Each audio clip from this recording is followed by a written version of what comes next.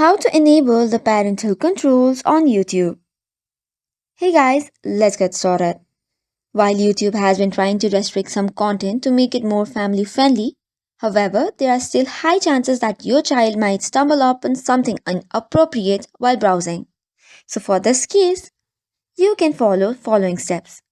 For the very first one, open your YouTube application and log in.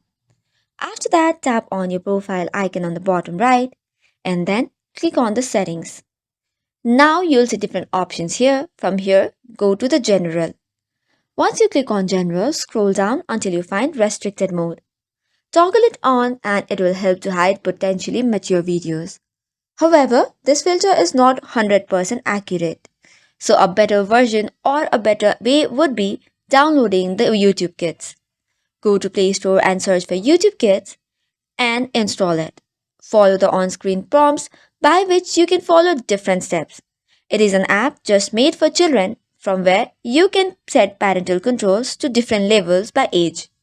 Likewise, you can also approve what your children see and set up a limit screen time as well. So this could be the best way by which you can set up a parental control. So that is all for today's video. For more such contents, do not forget to hit the like and subscribe button. Thank you and keep watching.